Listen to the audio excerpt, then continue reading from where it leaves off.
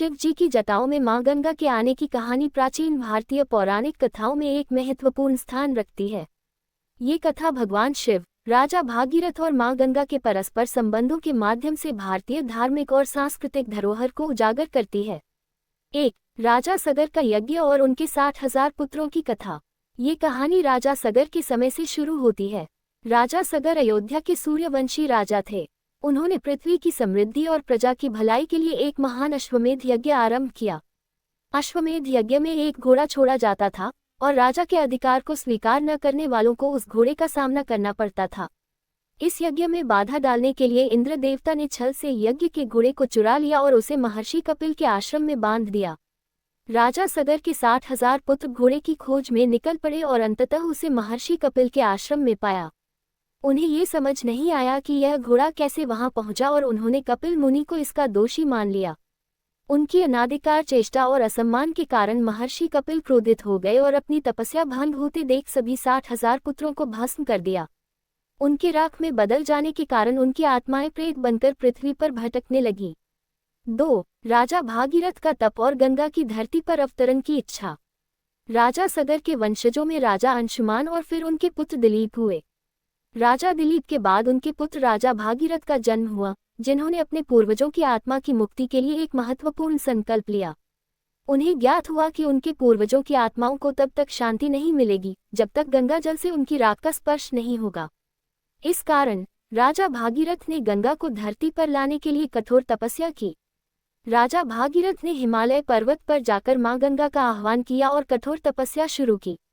उनकी तपस्या और भक्ति से प्रसन्न होकर मां गंगा ने उन्हें दर्शन दिए और उनसे उनकी इच्छा पूछी।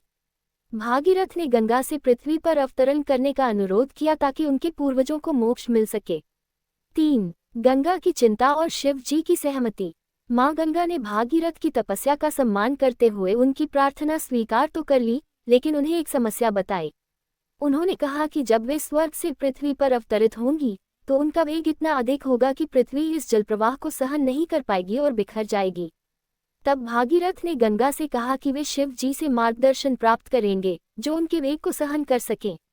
इसके बाद राजा भागीरथ ने शिव जी की घोर तपस्या की। उनकी तपस्या से प्रसन्न होकर शिव जी ने उनकी प्रार्थना स्वीकार की और कहा कि वे गंगा के वेग को अपनी जटाओं में रोक लेंगे। इस प्रकार गंगा को पृथ्वी पर अवतरित करने के लिए शिव जी ने अपनी जटाओं में उन्हें धारण करने की सहमति दी। 4. शिव जी की जटाओं में गंगा का अवतरण। जब मां गंगा ने पृथ्वी पर अवतरित होने के लिए स्वर्ग से अपना जल प्रवाह छोड़ा तो उनका प्रवाह अत्यंत तीव्र था। शिव जी ने अपनी विशाल जटाओं को फैला लिया और गंगा को उसमें समेट लिया। शिव जी की जटाओं में फंसकर गंगा का प्रवाह नियंत्रित हो गया और उनका वेग शांत हो गया। शिव जी ने अपनी जटाओं से गंगा को धीरे धीरे धरती पर प्रवाहित करना आरंभ किया, जिससे पृथ्वी सुरक्षित रही और मां गंगा का जल धीरे धीरे बहता हुआ भूमि पर पहुंचा। 5. गंगा का प्रवाह और राजा भागीरथ के पूर्वजों को मोक्ष। शिव जी की जटाओं से निकलने के बाद मां गंगा राजा भागीरथ के साथ चल पड़ी। भागीरथ गंगा को अपने पूर्वजों की राख तक ले गए और गंगा के जल का स्पर्श पाते ही राजा सगर के सभी 60,000 पुत्रों की आत्माएं पवित्र होकर मोक्ष प्राप्त कर स्वर्ग चली गईं। इस प्रकार राजा भागीरथ का तप सफल हुआ और उनके पूर्वजों की आत्माओं को शांति मिली।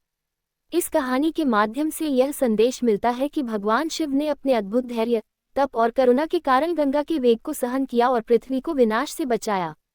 राजा भागीरथ का अद्वितीय प्रयास और त्याग भी इस कथा का एक महत्वपूर्ण पहलू है, जो ये दर्शाता है कि सच्ची भक्ति और दृढ़ संकल्प के साथ किए गए कार्य अवश्य सफल होते हैं।